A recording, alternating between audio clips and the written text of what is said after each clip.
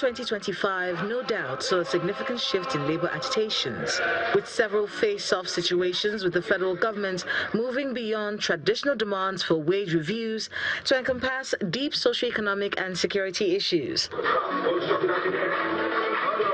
The most recent of such labor agitations was the December 17 nationwide protest against insecurity.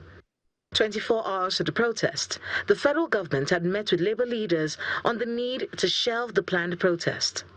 At the end of that meeting, which was brokered by Governor Hope Uzodinma of Imo State, the labor leaders and the government were not forthcoming with detailed responses to questions asked.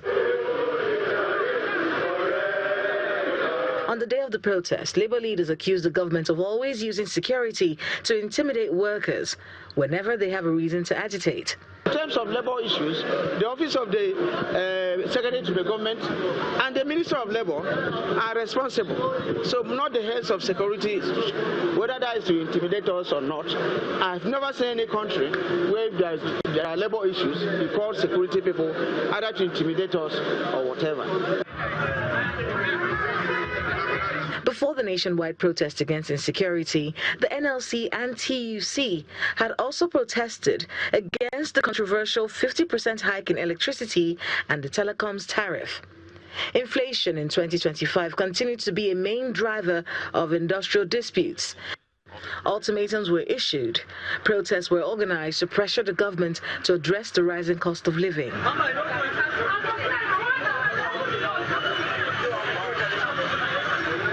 In the public sector, the Joint Health Sector Unions, JOHESU, as well as the National Union of Resident Doctors, embarked on a strike in the latter half of the year, crippling healthcare services and heightening deep-seated grievances over remuneration and hazard allowances. Similarly, academic and non-academic unions, such as the Academic Staff Union of Universities, ASU, and the Senior Staff Association of Nigeria Universities, SANU, maintained periodic warning strikes over salary arrears. ASU and SANU eventually declared a strike, which halted academic activities in public universities across the country, forcing the government to come back to the negotiation table.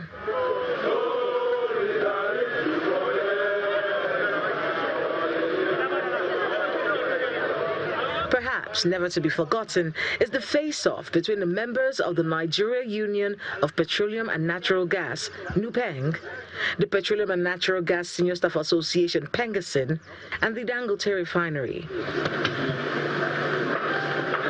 The impasse that impacted operations in the oil and gas sector was only partly settled after the intervention of the federal government. Our expectation was that you bring them back to where they were working before because they did nothing wrong.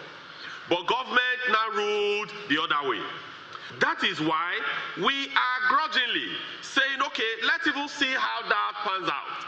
Let's see how many of them. Let's see where they will take them to. Let's see. So that is why we'll monitor the process. In the series of negotiations that followed those labor activities that shaped the outgoing year, new agreements were struck, some old pledges redeemed, and normalcy restored in most cases. As the year 2025 winds down, uncertainty hovers around how workers' unions will react to unmet promises in 2026. As well as new government policies, especially as the NLC already urges citizens to resist the implementation of the new tax law and similar policies that they termed as anti-people policies.